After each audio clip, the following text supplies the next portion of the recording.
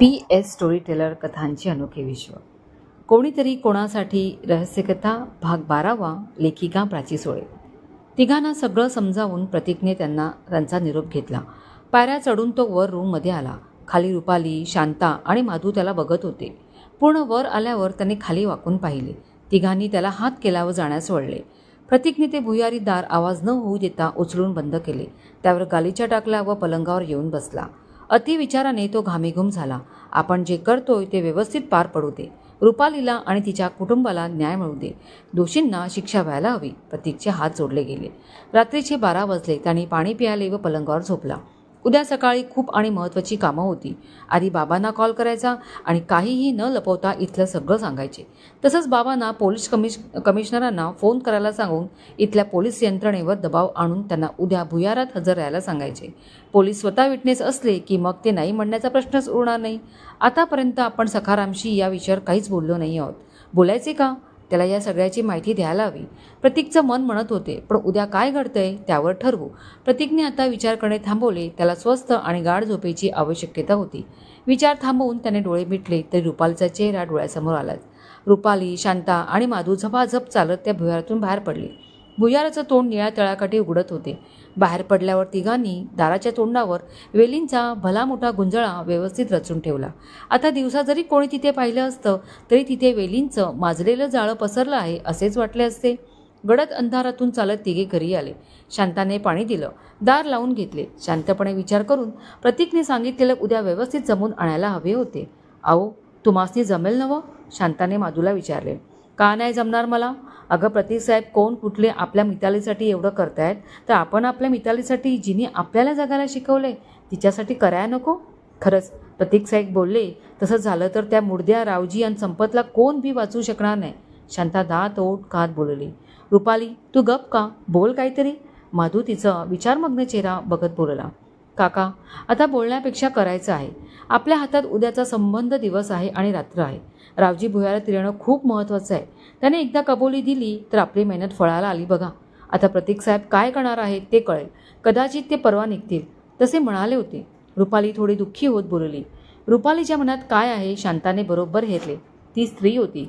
रुपाली आता ज्या वयात आहे त्या वयात हे होणं साहजिक आहे आणि त्यात ध्यानी मनी नसताना एखादा सुयोग्य साथीदार आयुष्यात यावा तर मन असं सैरभर कावरापवरं होणारच. काही जात नाही बघ परवा. प्रतीक साहेब जाताना खूप मोठी गोष्ट करून जाणार बघ. विश्वास ठेव माझ्यावर. शांता आत्मविश्वासाने बोलली. काकी, काय बोलतेस हे? आणि तुला का काय माहीत ते जाणार नाहीत ते?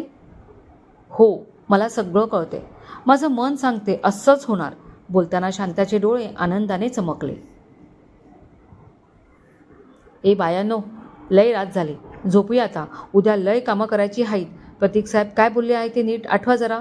उद्याच्यान काय बी चूक होता नाही. माधू बोलला आणि तिथे अंतरलेल्या चटईवर झोपून गेला. शांता रुपाली दोघी उठल्या. स्वयंपाकघरात गेला. शांताने हंतरून टाकले. देवाला नमस्कार करून पाणी पिऊन दोघी झोपल्या. देवा, माझ्या आई वडिलांनी खूप सोसलं. कोवळ्या वयात माझ्या बहिणीला दुर्दैवी मरण आले आणि जे ह्याला जबाबदार आहेत त्यांना उद्या शिक्षा होणार आहे. यावेळी मला न्याय हवा आहे. माझा तुझ्यावर अढळ विश्वास आहे. तो ढळू देऊ नकोस. रुपाली हात जोडून अंतःकरणापासून देवाला हाक मारत होती. पक्ष्यांच्या किलबिलाटाने सोनेरी पहाट होत होती. वातावरणात अचानक कोणीतरी आणून टाकावा असा प्रसन्नपणा जाणवत होता. खूप सकारात्मक ऊर्जा सगळीकडे जाणवत होती. प्रतीकने उठून त्याचा व्यायाम योगा उरकून घेतले. घाम गाळला. खूप फ्रेश वाटत होते त्याला.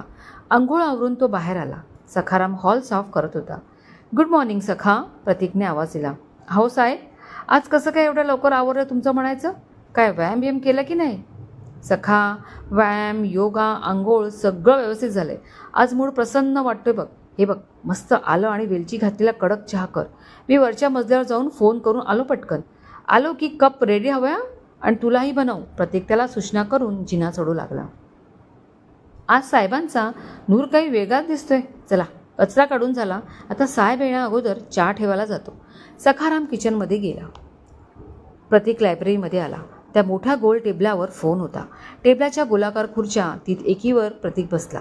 टेलिफोन स्वतःकडे ओढला आणि घरचा नंबर डायल केला. रिंग वाजू लागली. फोन उचलला गेला. हॅलो, डॉक्टर अनिकेत पटवर्धन बोलतोय. बाबा, प्रतीक बोलतोय. ओ हो प्रतीक, हाऊ आर यू बेटा? आणि तुझी सुट्टी उद्या संपते बरं का? कधी निघणार आहेस? सकाळी वेळेत निघ, म्हणजे इथे वेळेवर पोहोचशील, बाबा बोलत होते. बाबा ऐका ना माझं, ऐका आधी मी काय सांगतोय ते नीट ऐका. Because I need your help very urgently. Can I? Pratik त्यांना थांबवत बोलला. ओह सॉरी बेटा. बोल तू बोल, मी ऐकतोय, बाबा बोलले. अर्धा तास प्रतीक त्यांना सगळं सांगत होता. त्यांनी काहीही लपवलं नाही की कुठलीही वेगळी कहाणी सांगितली नाही. सगळं व्यवस्थित सांगितले. तो बोलत असताना बाबा एकदाही मध्ये बोलले नाही. सगळं सांगून प्रतीक थांबला. बाबा बोला, कराल ना मला मदत? येस 100% केलीच म्हणून समज. तू काळजी करू नकोस. निस्वार्थ भावनेने तू कोणाला तरी मदत करत आहेस. यश तुलाच मिळणार. तू फक्त तुझं बेस्ट दे. आम्ही तुझ्या पाठीशी आहोत. मी आईशी बोलतो. पण प्रतीक एक सांगतो, ती परकी जागा, परके लोक आहेत. तू स्वतःची काळजी घे. उगाचच नसतं साहस करू नकोस. मी आताच कमिशनर साहेबांशी बोलून घेतो. सगळं नीट होईल. काळजी घे. बाबा बोलले. थँक्यू सो मच बाबा. Love you. आईला पण सांगा. आता फोन ठेवतो. प्रतीक खुश होत बोलला. Okay dear, bye, take care. बाबांनी फोन ठेवला. बाजूला ठेवलेली फोन डायरी उचलली व कमिशनर साहेबांचा फोन नंबर काढला. ते नंबर डायल करू लागले. प्रतीकला अजून स्फुरण आलं. तो मनाने आणि शरीराने खूप ताजातवाना झाला. शीळ घालत रूमच्या बाहेर आला व तिथूनच त्याने सखारामला आवाज दिला. सखा, आलो रे मी, प्लीज चहा आण. आणि तो जिना उतरू लागला. प्रतीक सगळं आवरून खाली आला. सखारामने चहा आणि खारी बिस्किटे त्याच्यासमोर ठेवली. हे काय रे, आज नाश्ता नाही मिळणार वाटतं, खारीवर भागवावं लागणार. प्रतीक मस्करी करत बोलला. साहेब नाश्ता बी मिळेल, परी खारी खाऊन बघा. आमच्या गावात एकमेव बेकरी आहे, तिथेच बनते. आणि कुठून कुठून माणसं घ्यायला येतात. परवा घरी गेलो होतो ना, तेव्हा येताना आणली. खाऊन बघा, आवडेल तुम्हाला. आता धिरडे करतोय, सखा बोलला. अरे वा, मग तर खायलाच हवी. प्रतीकने एक खारी चहात बुडवून खाल्ली. दुधात बनवलेली खारी खूपच टेस्टी आणि खुसखुशीत होती. सखारामने दिलेली सर्व खारी प्रतीकने संपवली. त्याला खूप आवडली. सखा, आता एक, नाश्ता केला नसशील तर राहू दे. खारीने पोट भरलं, नकोच करूस. पर साहेब भूक लागेल ना? नाही लागणार खरंच. आता मला कामं आहेत, मी खोलीत जातो. प्रतीक उठून खोलीत आला. आजच्या कामाचा मेन हिरो माधू काका आहे. मी जे सांगितले ते त्याने त्या दोघा माणसांना व्यवस्थित सांगितले तर काम नक्की होणार. बाबांना फोन करून सगळं सांगितले आहे. आता त्यांनी त्यांचं काम चोख करू दे. प्रतीक विचार करत होता. तेवढ्यात दारावर टकटक झाली. प्रतीकने दार उघडले. दारात सखाराम उभा होता. काय सखा, काही काम होतं का? साहेब, बाहेर कोणीतरी तुम्हाला भेटायला आलं आहे. मला? तेही इथे? कोण आहे? प्रतीकला प्रश्न पडला, कारण दुर्गाडीला तो पूर्ण अनोळखी होता. त्याला कोण इथे भेटायला येणार? तुला नाव नाही सांगितलं त्यांनी? अहो साहेब, ते म्हणाले प्रतीक पटवर्धन आहेत का? असतील तर बोलवा. साहेबावानी वाटत आहेत. अच्छा, बरं चल येतो. प्रतीक त्याच्याबरोबर बाहेर येत बोलला. तो दाराजवळ आला. आलेली व्यक्ती बहुधा दारात उभी असावी म्हणून सखारामने दार बंद केले नव्हते. प्रतीकने पाहिले, एक व्यक्ती पाठमोरी उभी होती. उंची 5.5 फुटापेक्षा जास्त होती. अंगगाठी मजबूत, कडक इस्त्रीचे कपडे घातले होते. बुटांचं काळं पॉलिश चमकत होते. एक हात खिशात घालून तो कुठेतरी बघत होता. हाय, प्रतीकने त्याला ऐकू जाईल एवढे जोरात म्हटले. त्याच्या या शब्दाबरोबर ती व्यक्ती सावकाश वळली. प्रतीकने पाहिलं, त्या व्यक्तीच्या चेहऱ्यावर एकदम करारी भाव होते. भरदार छाती, डोळ्यांत तीक्ष्ण चमक होती. लक्ष वेधून गोष्ट घेणारी म्हणजे त्याच्या मिशा त्याला खूप शोभून दिसत होत्या. मिशांची दोन्ही टोकं टोकदार होती. प्रथमदर्शनी त्याची छाप प्रतीकवर पडली. हाय, उत्तरादाखल तो बोलला. त्याचा आवाज त्याच्यासारखाच रुबाबदार होता. मी प्रतीक पटवर्धन. आपण? मी शंतनू कदम. तो बोलला. माझ्याकडे तुमचं काम काय आहे? हो बरोबर, पण मला असंच दारात उभं ठेवून बोलणार आहात का? तो किंचित हसून बोलला. प्रतीक एकदम ओशाळला. समोरचा माणूस जराही घातक वाटत नव्हता. उलट आपलाच वाटत होता. त्याच्यापासून भिण्याचं काहीच कारण नव्हते. ते दोघे होते. I am extremely sorry, please come in. Pratik लगेचच बाजूला होत बोलला. सखाराम धावत त्याला पाणी आणायला गेला. प्रतीक आणि शंतनू कदम हॉलमध्ये सोफ्यावर बसले. सखारामने पाणी आणून दिले. साहेब, तुम्ही चहा घेणार की कॉफी की सरबत आणू? सखाने विचारले. तुझं नाव काय? माझं नाव सखाराम साहेब. सखाराम, मस्त आलं घातलेला चहा करशील का? मला असाच चहा आवडतो. आत्ता करून आणतो. प्रतीक साहेब, तुम्ही पण घेणार का? हो, आण, मलाही आण. प्रतीकने होकार दिला. सखाराम रिकामा ग्लास घेऊन किचनमध्ये निघून गेला. प्रतीक अजून विचार करत होता, हा माणूस कोण आहे? मला इथे भेटायला कसा आला? काय काम असावं माझ्याकडे? प्रतीक, तुला पडलेल्या सगळ्या प्रश्नांची उत्तरं आहेत माझ्याकडे. परत तो किंचित हसून बोलला. त्याने सरळ आपलं नाव घेतलं. कोण आहे हा? प्रतीक, नीट लक्ष देऊन ऐक मी काय सांगतोय ते. शंतनू एकदम गंभीर होत बोलला. मध्येच त्याने किचनकडे लक्ष टाकले. प्रतीककडे आता विचारायला काहीच नव्हते. शंतनू काय सांगेल ते त्याला ऐकायचे होते. तरच त्याला पडलेल्या प्रश्नांची उत्तरं मिळणार होती. बोला ना, मी ऐकतोय. प्रतीक शांतपणे बोलला. मी शंतनू कदम फ्रॉम CID. मला मिताली केससाठी स्पेशल इन्व्हेस्टिगेशन करायला पाठवले आहे. हां, पण हे तुझ्या फोन कॉलमुळे झाले. तू तुझ्या वडिलांना म्हणजे डॉक्टर अनिकेत पटवर्धन यांना सगळी इथली माहिती दिलीस. त्यांनी कमिशनर साहेबांना सगळं सांगितले. सो त्यांनी मला इथे पाठवले. Oh, that's great, really great. Thank you so much तुम्ही इथे आलात.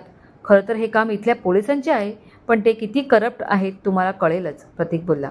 सखाराम चहा घेऊन आला आणि तिथेच उभा राहिला. सखारामसमोर काहीही बोलता आले नसते. सखा, हे शंतनू कदम माझ्या वडिलांच्या चांगल्या परिचयाचे आहेत. मी दुर्गाडीला सुट्टीला आलोय हे बाबांनी यांना सांगितले होते आणि योगायोगाने त्यांचंही काम दुर्गाडीच्या बाजूच्या गावात निघाले. जाताना मला भेटून जावं म्हणून आले, पण तुझी एक मदत हवी आहे, प्रतीक बोलला. प्रतीक अशी काही कहाणी बनवेल हे शंतनूला सुद्धा माहीत नव्हते. तो कुतूहलाने हा काय सांगतोय ते ऐकत होता. साहेब, माझी काय मदत हवी तुम्हाला? सखाराम बोलला. सखा, या शंतनू साहेबांना हा डाक बंगला, इथला परिसर खूप आवडला आणि तुला तर माहिती आहे माझा उद्याचा शेवटचा दिवस आहे इथे. तर जाताना आम्ही दोघं बरोबर जाऊ असा विचार करतोय. आजची रात्र हे साहेब इथेच राहतील, चालेल ना? सखाराम गोंधळला. पर साहेब, इथे बुकिंग केल्याशिवाय राहता येत नाही. ही सरकारी जागा आहे. उद्या मी स्वतःच असा निर्णय घेऊन कोणाला राहायला दिले हे साहेब लोकांना समजले तर माझी गरिबाची नोकरी जायची. सखाराम अगदी प्रामाणिकपणे हात जोडून बोलला. त्याच्या प्रामाणिकपणाचे दोघांनाही कौतुक वाटले. तो इमानी होता. सखा, तू अजिबात घाबरू नकोस. अरे, फक्त आजची रात्र ते राहणार आणि उद्या निघतील. तुझ्यावर काहीही संकट येणार नाही ही माझी गॅरंटी. आणि तसंही या एवढ्या मोठ्या बंगल्यात तुझ्या माझ्याशिवाय कोण आहे? ते माझ्याच खोलीत राहतील आणि त्यांच्या जेवणाचे जे काही पैसे होतील ते मी देणार. तुझी काही हरकत आहे का? प्रतीकने त्याला विचारले. साहेब, माझी काय हरकत असणार? एका रात्रीचा प्रश्न आहे. राहू दे ह्या साहेबांना.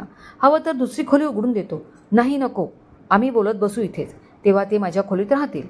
आम्हाला काही प्रॉब्लेम नाही, प्रतीक बोलला. जसं तुम्ही म्हणाल. बरं, आज दुपारी जेवायला काय बनवू? त्यांनी विचारले.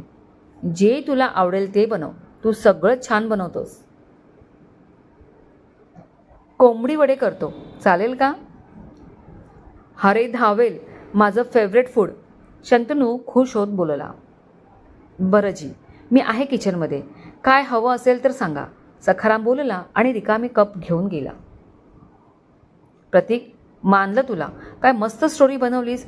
हजरजबाबी आहेस तू. शंतनू त्याची तारीफ करत बोलला. जे सुचलं ते बोललो. बरं, रूममध्ये जाऊया का? नीट बोलता येईल आपल्याला, प्रतीकने सुचवलं. हो, चल. मला तू काय प्लॅन केला आहेस तो सगळा सांग.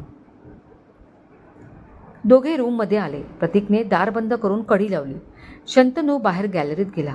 प्रतीक, ये इथे. गॅलरीत खुर्च्या आहेत, इथे बसूया. सर, आतमध्ये बसून बोलूया.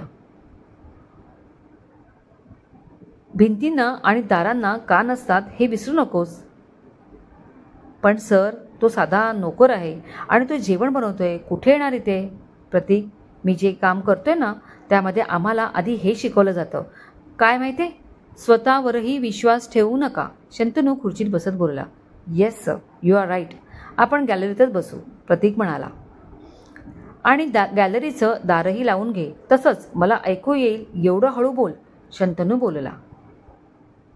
प्रतीकने त्याने सांगितलेले तसे केले. बाहेर येऊन त्याने गॅलरीचं दार ओढून घेतले. त्याच्या समोरच्या खुर्चीत तो बसला. हं, सांग आता प्रतीक, सगळी सविस्तर केस. शंतनूने एकदा सभोवर पाहिले, मग प्रतीककडे लक्ष केंद्रित केले. क्रमश. कथेचे हक्क लेखिकेकडे सुरक्षित. आता शंतनू कदम CID ऑफिसर आले आहेत प्रतीकच्या मदतीला. पाहूया काय होतंय. तेव्हा ऐकायला विसरू नका कोणीतरी कोणासाठी, एक रहस्य कथा. लिखित प्राची सुळे, आवाज प्राची सुळे. धन्यवाद.